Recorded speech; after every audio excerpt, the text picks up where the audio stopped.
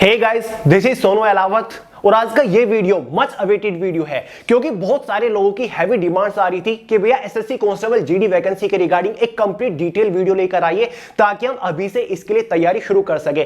तो final friends, आज आपको एसएससी कांस्टेबल जीडी रिक्रूटमेंट के regarding A to Z details provide करने वाला हूं। इसका complete selection procedure step by step एकदम डिटेल से आपको समझाऊंगा। इसके एलिजिबिलिटी क्राइटेरिया के बारे में बात करेंगे, age limit, education qualification, physical eligibility criteria में क्या मांगा जाता है।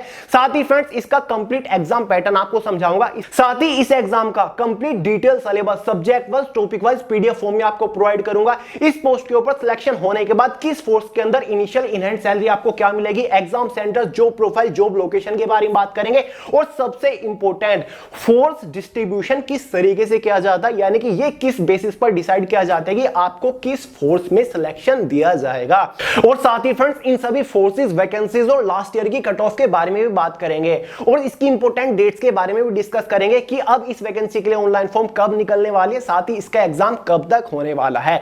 तो चलिए फ्रेंड्स, बड़ी ही इंटरेस्टिंग वैकेंसी है, इंडिया की one of the most desirable vacancy में से एक है। तो वीडियो को आखिर तक जरूर देखिएगा अगर आप इस वैकेंसी को लेकर थोड़े से भी इंटरेस्टेड हैं। तो चलिए फटाफट शुरू करते हैं। तो फ्रेंड्स यहां पर हम बात कर रहे हैं एसएससी कांस्टेबल जीडी रिक्रूटमेंट के बारे में, यानी कि जो एसएससी के थ्रू कांस्टेबल जनरल ड्यूटी की पोस्ट निकलती है हमारी सीएपीएफ यानी कि सेंट्रल आर्म पुलिस फोर्सेज के अंदर, जिन्हें हम पैरामिलिट्री फोर्सेस भी बोल देते हैं।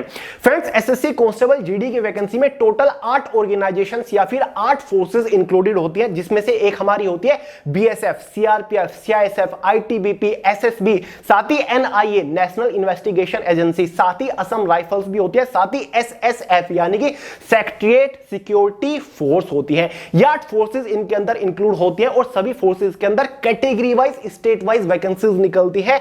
एसएसएफ इकलौती ऐसी फोर्स है जिसके अंदर ऑल इंडिया बेसिस पर वैकेंसी निकलती है।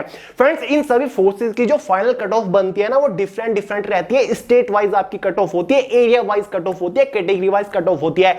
लेकिन फ्रेंड्स एसएसएफ फोर्स की जो फाइनल कट ऑफ लगती है ना, वो स्टेट वाइज कट ऑफ नहीं रहती, वो ऑल इंडिया बेसिस पर कट ऑफ लगती है। मेल और फीमेल की अलग अलग रहती है, वो मैं आपको आगे कंप्लीट डिटेल देने ही वाला हूं, कट ऑफ का प्रोसीजर क्या रहता है। तो फ्रेंड्स लास्ट ईयर ये वैकेंसी 2021 में निकली थी, तब केवल 6 फोर्सेस के अंदर वैकेंसी थी, एनआईए और सीआरपीएफ के अंदर वैकेंसीज देखने को नहीं मिली थी। Last year total number of vacancies 25,000 के आसपास थी, लेकिन इस बार आपको 2022 के अंदर 8 की 8 फोर्सेस के अंदर वैकेंसीज देखने को मिलने वाली है और लास्ट ईयर के कंपैरिजन में टोटल नंबर ऑफ वैकेंसीज भी आपको काफी ज्यादा देखने को मिलेगी। 40,000 से ज्यादा वैकेंसीज इस बार आपको देखने को मिलने वाली है, तो वैकेंसीज इस बार अच्छी खासी रहेंगी। तो सबसे पहले बात कर लेते हैं इंपोर्टेंट डेट्स के बारे में, किसके फॉर्म कब से कब तक निकलने वाले, एग्जाम इसका कब तक हो सकता है। देखिए फ्रेंड्स, इस बार इसके लिए जो ऑनलाइन फॉर्म स्टार्ट होंगे ना, वो 10 दिसंबर 2022 से ही होने वाले हैं। साथ ही फॉर्म की जो लास्ट डेट रहेगी ना, वो 19 जनवरी 2023 रहेगी। साथ ही जो आपका एग्जामिनेशन हो जाएगा ना ऑनलाइन, वो मार्च अप्रैल 2023 तक होने वाला है। फर्स्ट स्टेज आपकी एग्जाम ही होती है, इसलिए ज्यादा फोकस आपको एग्जाम के ऊपर करना पड़ेगा। सबसे पहले डिटेल से पूरा सिलेक्शन प्रोसीजर आपको बता रहा हूं, वीडियो देखते रहिए, एक भी कंफ्यूजन आपका नहीं छोड़ूंगा। बात कर लेते हैं फॉर्म फीस के बारे में। जनरल, ओबीसी, ईडब्ल्यूएस कैटेगरी वालों के लिए 100 रुपए फॉर्म फीस चार्ज किए जाते हैं।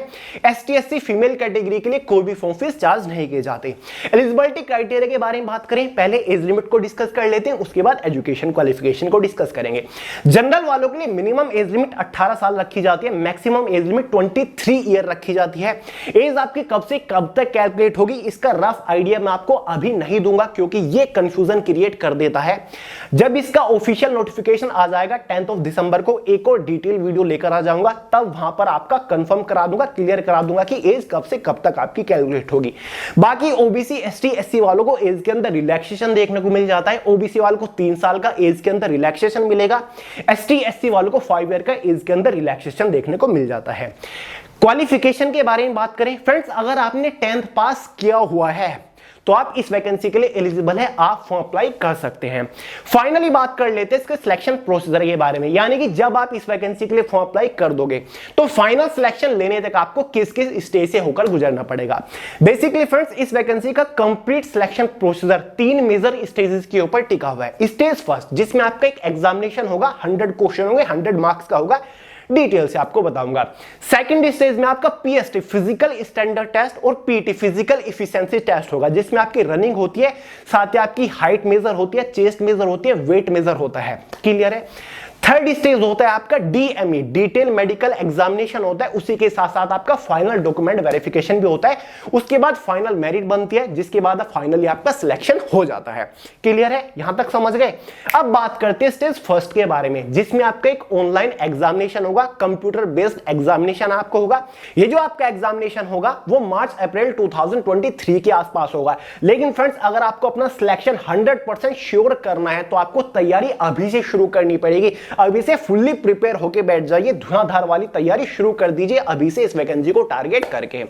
तो फ्रेंड्स, इसका जो एग्जामिनेशन है ना, वो टोटल 4 सेक्शंस यानी कि 4 सब्जेक्ट के बेसिस पर डिवाइडेड है, जिसमें से फर्स्ट सेक्शन हमारा रहेगा, जिसको पार्ट फर्स्ट भी बोला गया, पार्ट ए बोला गया है, जिसमें हमारा जनरल इंटेलिजेंस और रीजनिंग रहेगा। इस सेक्शन से टोटल 25 क्वेश्चन आएंगे। इस एग्जाम में एक क्वेश्चन के लिए केवल एक ही मार्क प्रोवाइड किया जाता है, इसलिए एक सेक्शन आपका 25 क्वेश्चंस को हो जाता है और उस सेक्शन की टोटल मार्किंग 25 मार्क्स ही रहती है। सेकंड सेक्शन यानी कि पार्ट बी जो होगा वो हमारा जनरल नॉलेज और जनरल अवेयरनेस का रहेगा, इससे भी 25 क्वेश्चन 25 मार्क्स के अंदर ही। थर्ड सेक्शन जो होगा वो एलिमेंट्री मैथमेटिक्स होगा, या फिर जिसको हम सिंपली अर्थमेटिक भी बोल देते हैं, इससे भी 25 क्वेश्चन 25 मार्क्स के अंदर ही। पार्ट 4 यानी कि पार्ट डी जो हमारा होगा वो इंग्लिश और हिंदी का रहने वाला है, जिससे टोटल 25 क्वेश्चन आएंगे 25 मार्क्स के अंदर ही। फोर्थ सेक्शन में आपके 25 क्वेश्चंस हिंदी के भी होते हैं और 25 क्वेश्चंस इंग्लिश के भी होते हैं। ये आपकी चॉइस के ऊपर डिपेंड करता है कि आप इंग्लिश लैंग्वेज के 25 क्वेश्चन सोल्व कर लो या फिर आप हिंदी लैंग्वेज के 25 क्वेश्चन सोल्व कर लो। ये आपके ऑप्शन में रहते हैं दोनों सेक्शन, ठीक है। तो एक अच्छी चीज लगती है मुझे इस एग्जाम की। तो इसी के बेसिस पर एग्जाम में टोटल 100 क्वेश्चन हो जाते हैं। 100 मार्क्स का आपका कांस्टेबल जीडी का एग्जाम होता है। क्वेश्चन पेपर की टोटल टाइम ड्यूरेशन 90 मिनट्स रहती है। एग्जाम में आपकी 0.25 मार्क्स की नेगेटिव मार्किंग भी रहने वाली है। समझ गए यहां तक। और हाँ फ्रेंड्स, इसके एग्जाम का complete detail syllabus subject wise topic wise PDF form में मैंने way to success official Telegram channel के अंदर प्रोवाइड करा दिया है। वहां से डाउनलोड करके अच्छे से देख लीजिएगा किस एग्जाम को क्रैक करने के लिए किस सब्जेक्ट से किस टॉपिक के ऊपर आपको मोस्टली फोकस करना है। तो लिंक डिस्क्रिप्शन बॉक्स में भी है। एग्जाम की बात हो रही है तो बेस्ट बुक आपको बता देता हूं, फिलहाल जनरल अवेयरनेस की ये तीनों बुक हमने कॉम्बो में क्रिएट कर दिया। लास्ट 12 मंथ्स की करंट अफेयर की बुक और दोनों हमारी सबसे बेस्ट जनरल अवेयरनेस की बुक। अगर आप तीनों बुक को एक साथ कॉम्बो में परचेज करते हो आपको एक हैवी डिस्काउंट देखने को मिल जाएगा। बुक्स फ्लिपकार्ट अमेज़न के ऊपर अभी अवेलेबल है। लिंक डिस्क्रिप्शन बॉक्स में फटाफट परचेज करके धुआंधार तैयारी शुरू कर दीजिए, क्योंकि इस बार आपको जनरल अवेयरनेस के अंदर 25 आउट ऑफ 25 स्कोर करना ही है। यहीं पर बात कर लेते हैं इसके एग्जाम सेंटर्स के बारे में। फ्रेंड, जब आप इस वैकेंसी के लिए ऑनलाइन फॉर्म अप्लाई कर रहे होंगे तो आपके पास एक ऑप्शन रहता है जहां पर आप एग्जाम सेंटर्स को प्रेफरेंस दे सकते हो। 3 चॉइस आपके पास होती है कि आप अपने मनपसंद किसी 3 एग्जाम सेंटर को चूज कर सको। तो आपको अपने होम स्टेट में भी अपने आसपास एग्जाम सेंटर देखने को मिल जाएगा। तो एग्जाम सेंटर का कोई बड़ा इशू नहीं है इस वैकेंसी के साथ। एग्जाम होने के कुछ दिन बाद इसका रिजल्ट जारी किया जाता है और साथ ही इसकी स्टेट वाइज कट ऑफ भी जारी की जाती है। देखिए फ्रेंड्स, एग्जाम होने के बाद जो आपकी कट ऑफ बनाई जाती है ना, वो इस तरीके से बनाई जाती है ताकि टोटल नंबर ऑफ वैकेंसीज के 12 टाइम्स यानी 12 गुना कैंडिडेट्स को फिजिकल सेकंड स्टेज के लिए क्वालिफाई किया जाए। यानी कि अगर टोटल नंबर ऑफ वैकेंसीज 40,000 निकलती हैं तो 40,000 को अगर 12 से आप मल्टीप्लाई करोगे, मतलब 12 गुना अगर कैंडिडेट को क्वालिफाई किया जाए तो फिजिकल के लिए 4,80,000 के आसपास कैंडिडेट क्वालिफाई होंगे। तो इस तरीके से कट ऑफ को डिजाइन किया जाता है। और ये कट ऑफ जो आपकी बनती है ना, स्टेट वाइज भी बनती है, मेल फीमेल की अलग अलग होती है, category wise general OBC ST SC की आपकी अलग अलग बनती है। 2021 में कट ऑफ क्या गई थी फिजिकल टेस्ट के लिए शॉर्टलिस्ट होने के लिए, आपको एक रफ आइडिया दे देता हूं। देखिए फ्रेंड्स, एसएसएफ जो फोर्स है ना, उसकी तो ऑल इंडिया बेसिस पर कट ऑफ बनती है। यहां पर एसएसएफ फोर्स के अंदर कोई भी आपका स्टेट का चक्कर नहीं होता। तो एसएसएफ फोर्स की काफी हाई कट ऑफ भी चली जाती है, इसलिए माना जाता है क्योंकि ऑल इंडिया बेसिस वैकेंसी होती है। जनरल वालों की मेल कैंडिडेट की एसएसएफ की 2021 में जो कट ऑफ गई थी वो 79.6 मार्क्स के आसपास गई थी, यानी कि 80 मार्क्स अप्रोक्स। ओबीसी की जो गई थी 2021 में मेल कैंडिडेट की वो लगभग 78 थी। एसएसएफ फोर्स की बात कर रहा हूं। एससी की 72 थी, एसटी की 71 थी, ईडब्ल्यूएस कैटेगरी की 76 थी। फीमेल एसएसएफ की बात करें 2021 की, जनरल वालों की 72 थी, ओबीसी की 70 थी, एससी की 64 थी, एसटी की 61 थी और ईडब्ल्यूएस कैटेगरी की 67.7 मार्क्स के आसपास थी। लेकिन अगर हम बात कर ले अदर फोर्सेस की, जिसमें सीआरपीएफ आ गया, बीएसएफ आ गया या फिर आईटीबीपी है, एसएसबी, उनकी कट ऑफ क्या आ गई थी 2021 में। स्टेट वाइज आपकी कट ऑफ जाती है, बाकी फोर्सेस की तो अब सभी स्टेट्स की तो कट ऑफ मैं आपको नहीं बता सकता, लेकिन जो मेजर स्टेट्स है उनकी कट ऑफ आपको बता देता हूं, जिससे आपको एक रफ आइडिया लग जाएगा। फ्रेंड्स, एसएसएफ फोर्स के अलावा जो अदर फोर्सेस है 2021 में दिल्ली से जनरल वालों की जो कट ऑफ थी वो लगभग 61 मार्क्स के आसपास कट ऑफ थी, और मेल कैंडिडेट्स की मैं बात कर रहा हूं। बिहार जो जनरल डिस्ट्रिक्ट से थे उनकी जनरल वालों की लगभग 61 मार्क्स के आसपास कट ऑफ थी। बिहार से ही जो बॉर्डर रिलेटेड डिस्ट्रिक्ट्स हैं उनकी जो जनरल वालों कट ऑफ थी वो 50 मार्क्स के आसपास थी। वहीं पर बिहार जनरल डिस्ट्रिक्ट से फीमेल कैंडिडेट की जो कट ऑफ थी 2021 में वो लगभग 56 मार्क्स के आसपास थी।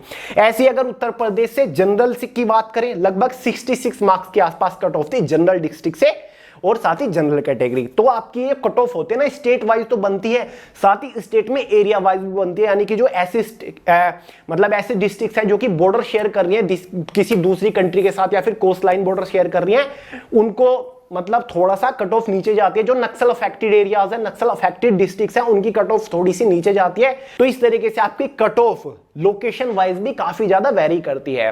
तो फ्रेंड्स, एग्जाम होने के बाद एक इस तरीके से क्वालिफाइंग कट ऑफ बनेगी जो कि डिसाइड करेगी कि क्या आप सेकंड स्टेज मतलब पीएसटी और पीईटी के लिए क्वालिफाई कर रहे हो या फिर नहीं कर रहे हो। बाकी 2021 में पीएसटी और पीईटी की स्टेट वाइज कट ऑफ क्या थी, ये पूरा पीडीएफ जो कि आप स्क्रीन के ऊपर देख रहे हैं मैंने डिस्क्रिप्शन बॉक्स में डाल दिया, वहां से डाउनलोड करके देख लीजिएगा कि टोटल नंबर ऑफ कैंडिडेट्स को कितनों को क्वालिफाई किया गया था और किस स्टेट से कितनी कट ऑफ गई थी, किस कैटेगरी से, देख लीजिएगा पीडीएफ डाउनलोड करके, रफ आइडिया तो क्लियर हो ही जाएगा। अब फ्रेंड्स, बात करें फिजिकल इफिशिएंसी टेस्ट और physical standard test. Efficiency test का मतलब इसमें आपकी रनिंग होगी। मेल कैंडिडेट के लिए जो रेस होती है, जो रनिंग होती है ना, वो 5 किलोमीटर की होती है, जो कि आपको 24 मिनट्स के अंदर क्वालिफाई करनी होती है। फीमेल कैंडिडेट्स के लिए जो टोटल रनिंग होती है वो 1600 मीटर्स की होती है, जो कि आपको 8.5 मिनट में क्वालिफाई करनी होती है। बाकी जो लद्दाख रीजन से कैंडिडेट बिलोंग करती है ना, लद्दाख रीजन से, उनके लिए मेल कैंडिडेट के लिए 1600 मीटर 6.5 मिनट में क्वालिफाई करनी होती है। फीमेल कैंडिडेट को लद्दाख रीजन से जो बिलोंग करती होंगी उनको 800 मीटर की रनिंग 4 मिनट में क्वालिफाई करनी होती है। बस इतनी सी है। रनिंग आपकी क्वालिफाइंग नेचर है, इसके लिए कोई भी मार्क्स आपको नहीं दिया जाएगा। इसी दिन आपका पीईटी होने के बाद, रनिंग होने के बाद पीएसटी फिजिकल स्टैंडर्ड टेस्ट होता है, जो कि एक मेजरमेंट टेस्ट होता है, जिसमें आपकी हाइट और चेस्ट और वेट मेजर किया जाता है। मेल कैंडिडेट की जनरल ओबीसी एससी कैटेगरी से जो हाइट मांगी जाती है वो 170 सेंटीमीटर होनी चाहिए। वहीं पर फीमेल कैंडिडेट की जनरल ओबीसी एससी कैटेगरी से 157 सेंटीमीटर हाइट होनी चाहिए। मेल कैंडिडेट की एसटी वालों को हाइट में रिलैक्सेशन है, जहां पर आपकी मिनिमम हाइट 162.5 सेंटीमीटर होनी चाहिए। वहीं पर फीमेल एसटी कैटेगरी की जो हाइट है वो 150 सेंटीमीटर मांगी जाती है। बाकी जो एसटी कैटेगरी है, नॉर्दर्न स्टेट्स, नॉर्दर्न रीजन से जो बिलोंग करते हैं, उनको लगभग 157 सेंटीमीटर मांगी गई है हाइट, और साथ ही 147 सेंटीमीटर फीमेल्स के लिए मांगी गई है। बाकी जो अदर कैटेगरीज हैं या फिर जो मराठा डोगरा से बिलोंग करते हैं, उनको भी हाइट में रिलैक्सेशन है। स्क्रीन के ऊपर आप देख ही रहे होंगे, ये अच्छे से देख लीजिएगा आप किस कैटेगरी से बिलोंग करते हो, किस रीजन से बिलोंग करते हो और आपको हाइट में कितना रिलैक्सेशन मिल रहा है। क्लियर है? बात कर लेते हैं चेस्ट मेजरमेंट के बारे में। जनरल ओबीसी एससी कैटेगरी की मेल कैंडिडेट की जो मिनिमम चेस्ट मेजरमेंट रखी गई है वो 80 सेंटीमीटर रखी गई है। साथ ही चेस्ट में 5 सेंटीमीटर का एक्सपेंशन मतलब फुलाव आपको देना होगा, जिसके बाद आपकी चेस्ट कम से कम 85 सेंटीमीटर हो जानी चाहिए। मेल कैंडिडेट को चेस्ट में रिलैक्सेशन है, जहां पर मिनिमम चेस्ट आपकी 76 मांगी गई है और 5 सेंटीमीटर का मिनिमम एक्सपेंशन आपको देना होगा, जिसके बाद आपकी चेस्ट 81 सेंटीमीटर हो जानी चाहिए। साथ ही जो आपका वेट मेजर होता है ना, वो हाइट के अकॉर्डिंग मेजर होता है। ठीक है, 10 किलो ऊपर नीचे चल जाता है, 10 किलो से ज्यादा डिफरेंस नहीं होना चाहिए वेट में अकॉर्डिंग टू हाइट। क्लियर है? गूगल कर लीजिएगा कि हाइट के अकॉर्डिंग वेट क्या होना चाहिए, आपको मिल जाएगा किसी न किसी वेबसाइट के ऊपर। अब देखें फ्रेंड, जैसे ही आपका पीएसटी और पीईटी होता है ना, इसके बाद भी 3 गुना कैंडिडेट्स को क्वालिफाई किया जाता है, ठीक है। टोटल नंबर ऑफ वैकेंसीज के 3 टाइम्स 3 गुना कैंडिडेट को क्वालिफाई किया जाएगा थर्ड स्टेज के लिए, जो कि आपका रहेगा DME और document verification, detail medical examination और डॉक्यूमेंट वेरिफिकेशन। डिटेल एग्जामिनेशन जो आपका मेडिकल टेस्ट है ये क्वालिफाइंग आपका नेचर होता है, इसके लिए कोई मार्क नहीं दिए जाएंगे। इसी दिन आपका डॉक्यूमेंट वेरिफिकेशन होता है जिसमें आपको अपने सभी ओरिजिनल डॉक्यूमेंट्स वेरीफाई कराने होते हैं। सभी डॉक्यूमेंट्स की एक एक फोटोकॉपी सेल्फ अटेस्टेड करके वहीं पर आपको सबमिट करनी होती है। देखिए फ्रेंड्स, डॉक्यूमेंट मेजरली कौन कौन से इसमें होते हैं। आपको अपना एक ओरिजिनल आईडी प्रूफ ले जाना होता है, साथ ही 10th की आपको अपनी मार्कशीट ले जानी होती है, या फिर कोई पासिंग सर्टिफिकेट है वो ले जाना होता है। अगर आपने कोई रिजर्वेशन लिया है, रिलैक्सेशन आप ले रहे हो, आप किसी स्पेशल कैटेगरी से बिलोंग करते हो, तो आपको अपना कास्ट सर्टिफिकेट वगैरह ले जाना पड़ेगा। अगर आप कुछ स्पेशल रीजन से बिलोंग करते हो, आपको डोमिसाइल वगैरह भी इसमें आपको अपना ले जाना पड़ेगा। साथ ही आपको 4-5 अपने पासपोर्ट साइज फोटो भी ले जानी होती है। डॉक्यूमेंट की डिटेल आपको तभी मिल जाती है जब आपका डॉक्यूमेंट वेरिफिकेशन के लिए एडमिट कार्ड आता है, उसके ऊपर सभी डिटेल्स होती है, और नोटिफिकेशन जब आएगा उसमें भी डॉक्यूमेंट्स की सभी डिटेल्स रहेंगी, तो चिंता मत करिए आप बिल्कुल भी। ये आपका क्वालिफाइंग नेचर होता है। मेडिकल टेस्ट में क्या क्या होता है, मेडिकल टेस्ट बढ़िया तसल्ली से इसका होता है, डिटेल से होता है, क्योंकि CAPF में आप जा रहे हो एज अ कांस्टेबल जीडी, तो मेडिकल टेस्ट तो इसका अच्छा खासा होता है। मेडिकल की सारी डिटेल नोटिफिकेशन में दी जाएंगी, वो मैं आपको 10 दिसंबर को क्लियर करा दूंगा। मेडिकल टेस्ट होने के बाद बारी आती है फाइनल सिलेक्शन की, कि जो फाइनल सिलेक्शन होगा वो किस बेसिस पर होगा। फ्रेंड्स, फाइनल सिलेक्शन आपका फाइनल कट ऑफ के बेसिस पर होगा, फाइनल मेरिट के बेसिस पर होगा। और ये जो फाइनल मेरिट बनेगी ना, ये एग्जाम के मार्क्स के बेसिस पर बनेगी। एग्जाम आपका 100 मार्क्स का था, तो आउट ऑफ 100 मार्क्स में से एक फाइनल कट ऑफ बनेगी। और ये जो आपकी फाइनल मेरिट बनेगी ना, ये स्टेट वाइज बनती है, यानी कि बिहार, उत्तर प्रदेश, उत्तराखंड, दिल्ली, हरियाणा, आपकी अलग अलग कट ऑफ बनती है। साथ ही कैटेगरी वाइज भी आपकी कट ऑफ डिवाइडेड रहती है, यानी कि बिहार से जनरल कैटेगरी से इतनी कट ऑफ है, बिहार से OBC से इतनी कट ऑफ है। साथ ही आपकी जो फाइनल कट ऑफ बनती है वो आपकी फोर्स वाइज भी बनती है, यानी कि बिहार से CRPF की जनरल वालों की कट ऑफ ये है, बिहार से CRPF वालों की OBC की कट ऑफ यही है। ऐसे ही दिल्ली से जनरल वालों की CRPF के लिए ये कट ऑफ है, दिल्ली से CRPF में OBC की ये कट ऑफ है। तो इस तरीके से आपकी जो फाइनल मेरिट बनती है वो स्टेट वाइज भी बनती है, वो आपकी फोर्स वाइज भी अलग अलग बनती है, वो आपकी कैटेगरी वाइज भी बनती है। तो इस तरीके से आपकी फाइनल कट ऑफ डिजाइन की जाती है।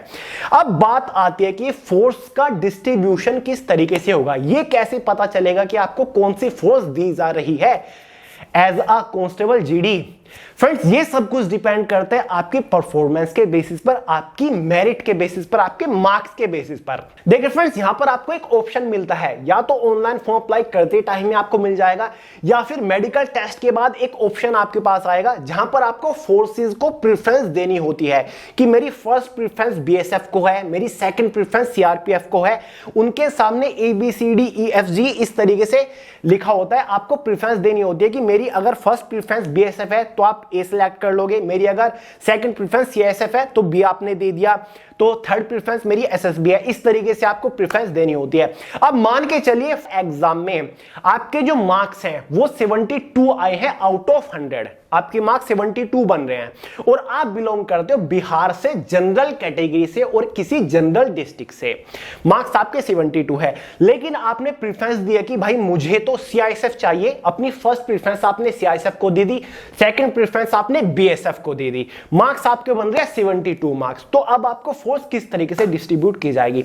अब मान के चलिए बिहार से ही जनरल कैटेगरी से CISF की कट ऑफ चली गई 74 मार्क्स, और आपके मार्क्स कितने थे 72 मार्क्स, तो यहां आपको CISF फोर्स नहीं मिलेगी। भले ही आपने CISF को अपनी फर्स्ट प्रेफरेंस दे रखी थी, लेकिन आप उसकी कट ऑफ को क्वालिफाई नहीं कर पाए।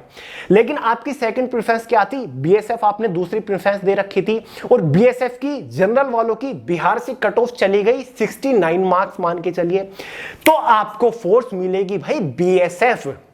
अब चाहे भले ही आपने तीसरी प्रेफरेंस CRPF को दे रखी हो, और CRPF के जो मार्क्स, CRPF की जो कट ऑफ थी वो 70 थी, लेकिन फिर भी आपको BSF दी जाएगी, क्योंकि आपने सेकंड प्रेफरेंस आपकी BSF फोर्स को दे रखी है, आपकी चॉइस दूसरी BSF है। अगर CISF नहीं हुआ, CISF की कट ऑफ को मैं क्वालिफाई नहीं किया, तो मुझे दूसरी मेरी प्रेफरेंस BSF है, BSF दे दी जाए। तो ये काफी हद तक आपकी परफॉर्मेंस के बेसिस पर डिपेंड करता है कि आपके मार्क्स कितने आए हैं और आपने प्रेफरेंस क्या चुनी है, फॉर्म अप्लाई करते टाइम या फिर आपको मेडिकल टेस्ट होने के बाद एक ऑप्शन खोल दिया जाता है जहां पर आप फोर्स को प्रेफरेंस दे पाते हो। क्लियर है? इस तरीके से फोर्सेस का डिस्ट्रीब्यूशन होता है। ये सब कुछ मेरिट के ऊपर डिपेंड करता है। इसलिए अगर आपको अपनी मनपसंद फोर्स चाहिए तो आपको हाईएस्ट स्कोर करने की कोशिश करनी है। और फाइनल कट ऑफ आपकी फोर्स वाइज, स्टेट वाइज और कैटेगरी वाइज बनती है। और एसएसएफ यानी कि सेक्टेड सिक्योरिटी फोर्स जो है ना, इसकी cut off all India basis पर बनती है। एसएसएफ के अंदर आपको बिहार, दिल्ली या फिर हरियाणा, उत्तर प्रदेश, झारखंड की कट ऑफ अलग अलग देखने को नहीं मिलेगी। केवल आपको एसएसएफ के अंदर category wise general, OBC, ST, SC और मेल और फीमेल की अलग अलग कट ऑफ देखने को मिलेगी। ठीक है, तो ये सब कुछ फंडा रहता है। और सर्च कर लीजिएगा 2018 की फाइनल कट ऑफ क्या आती, 2016-15 की कट ऑफ क्या आती, आपको पता चल जाएगा। रफ आइडिया तो आपको लग ही जाएगा। अब फाइनली बात कर लेते हैं सिलेक्शन होने के बाद इनिशियल इन हैंड सैलरी आपको क्या मिलती है CAPF as a constable GD. Friend, इस पोस्ट का जो आपका बेसिक पे होता है वो लगभग 21,700 होता है। लेकिन इस बेसिक पे में कुछ इंक्रीमेंट जुड़ते हैं, इस बेसिक पे में कुछ अलाउंसेस जुड़ते हैं, जिसके बाद आपकी इनिशियल इन हैंड सैलरी हो जाती है लगभग 33,000 के आसपास। और बाकी ये डिपेंड करता है कि आपकी पोस्टिंग लोकेशन क्या है। मान के चलिए आपका सिलेक्शन हो गया है as a constable GD CRPF force के अंदर, और इसका जो average initial in hand salary का पे है वो लगभग 33,000 के आसपास है। लेकिन काफी हद तक रीजन के ऊपर भी डिपेंड करता है, यानी कि कुछ पोस्टिंग रीजन ऐसे होते हैं जहां पर आपको सैलरी में 2,000 एक्स्ट्रा मिल जाते हैं, कुछ पोस्टिंग रीजन होते हैं जहां पर सैलरी थोड़ी 1,000-1,500 रुपए कम मिलती है। लेकिन एवरेज जो इनिशियल इन हैंड सैलरी है सभी फोर्स के अंदर जस्ट आफ्टर सिलेक्शन वो आपकी 33,000 के आसपास रहेगी with all and extra allowances. हर साल सैलरी में आपको एक अच्छा खासा इंक्रीमेंट भी देखने को मिलता है, जिसके बाद आपकी सैलरी हो जाएगी जो फाइनल वो लगभग 80,000 के आसपास हो जाएगी। आप जॉब करते रहोगे, सैलरी इंक्रीज होती रहेगी, क्योंकि एक ग्रुप सी की पोस्ट है, सैलरी अच्छी खासी आपको मिल जाती है। जॉब प्रोफाइल के बारे में बात करें, यानी कि पोस्ट के ऊपर काम क्या करना पड़ता है, ऑफ कोर्स यार CAPF central arm police forces यानी कि हमारी पैरामिलिट्री फोर्सेस के अंदर एज अ कांस्टेबल जीडी, यानी कि आप एक सिपाही रहोगे, आप एक सोल्जर रहोगे, जहां पर आपको प्रॉपर गन मिलती है। ठीक है, आप देश की रक्षा करते हो, तो यहां पर आपको फील्ड ड्यूटी ही करनी पड़ती है, आपको पेट्रोलिंग वगैरह जैसा काम करना पड़ता है। ऑफिस ड्यूटी जैसा इसमें कुछ भी नहीं है। ठीक है, जीडी की पोस्ट है, जनरल ड्यूटी की पोस्ट है। जॉब लोकेशन वो आपकी डिपेंड करती है फोर्स के नेचर के ऊपर। नेचर मतलब जैसे कि सीआईएसएफ है, सेंट्रल इंडस्ट्रियल सिक्योरिटी फोर्स होती है, जैसे कि एयरपोर्ट हो गए, मेट्रोज होगी, स्पेशली बड़ी बड़ी ऑर्गेनाइजेशन होगी, यहां पर आपकी पोस्टिंग होती है। जैसे कि दिल्ली मेट्रो हो गया या फिर एयरपोर्ट्स हो गया, उनके ऊपर सीआईएसएफ की पोस्टिंग होती है, तो वो तो ऑल ओवर इंडिया की है, उसके हिसाब से आपकी पोस्टिंग होती है। सीआरपीएफ जो है वो तो भाई सेंट्रल रिजर्व पुलिस फोर्स है, ऑल ओवर इंडिया में कहीं पर भी हो सकती है। बीएसएफ जो है बेसिकली आपकी जो हमारे वेस्ट और नॉर्दर्न स्टेट्स है वहां पर आपकी पोस्टिंग होती है, साथ ही वेस्ट बंगाल की तरफ भी आपकी पोस्टिंग हो जाती है। बाकी एसएसबी है मोस्टली हिल एरियाज में, असम राइफल है, ईस्ट और नॉर्थ स्टेट्स है वहां पर आपकी पोस्टिंग होती है, आईटीबीपी है, स्पेशली इंडो तिब्बतन बॉर्डर पे आपकी पोस्टिंग होती है। तो फोर्स के नेचर के बेसिस पर आपको पोस्टिंग मिलती है, डिपेंड करता है कि आपका सिलेक्शन किस फोर्स के अंदर हो रहा है एज अ कांस्टेबल जीडी। तो फ्रेंड्स ये आपका जॉब लोकेशन हो गया। तो आई होप मैंने आपको कंप्लीट डिटेल्स प्रोवाइड कर दिया। अगर फिर भी आपका कोई डाउट रह गया हो एसएससी कांस्टेबल जीडी रिक्रूटमेंट से रिलेटेड तो आप कमेंट करके पूछ लीजिएगा, कमेंट का आंसर करने की पूरी कोशिश करूंगा। वरना मैं आपको सोनू अहलावत के नाम से इंस्टाग्राम के ऊपर देखने को मिल जाऊंगा, वहां पर भी आप अगर कोई क्रिटिकल डाउट बन रहा है, सॉल्यूशन नहीं मिल रहा है, वहां पर भी आप डायरेक्ट मैसेज कर सकते हैं, मैं आपका प्रॉब्लम का सॉल्यूशन करने की कोशिश करूंगा। बाकी फ्रेंड्स 10th ऑफ दिसंबर को इसका डिटेल नोटिफिकेशन आ जाएगा, फॉर्म स्टार्ट हो जाएंगे, बहुत सारी वीडियो आपके लिए लेकर आऊंगा, स्ट्रेटजी बताऊंगा किस तरीके से एग्जाम को क्रैक करना है, फिजिकल में क्या क्या होता है, क्या क्या स्टेजेस आपकी होती हैं, साथ ही बेस्ट बुक बताऊंगा ताकि आप इस एग्जाम को घर बैठे सेल्फ स्टडी करके क्रैक कर लो। बहुत सारी स्पेशल मैराथन आपके लिए प्लानिंग कर रखी है मैंने, हिंदी के लिए, इंग्लिश के लिए, मैथ्स के लिए, जीएस के लिए, ताकि एग्जाम को आप हाईएस्ट स्कोर के साथ क्रैक कर सको। तो अगर आपने गोल बना लिया है कि एसएससी कांस्टेबल जीडी इस बार फोड़ना है तो चैनल को अभी फॉलो कर लीजिए और लगातार फॉलो करते रहिए और तैयारी अभी से शुरू कर दीजिए। ये कुछ नहीं होता कि 10 दिसंबर से फॉर्म स्टार्ट हो रहे तभी से तैयारी शुरू करूंगा, अभी से करिए और अपना सिलेक्शन 100% श्योर कर लीजिए एसएससी कांस्टेबल जीडी के अंदर। ठीक है, तो चलिए दोस्तों इस वीडियो में इतना ही था। पसंद आया लाइक करिएगा, दोस्तों शेयर करिएगा, चैनल को सब्सक्राइब करना मत भूलिएगा। मिलते हैं यार अगली वीडियो में बहुत जल्द, तब तक के लिए जय हिंद।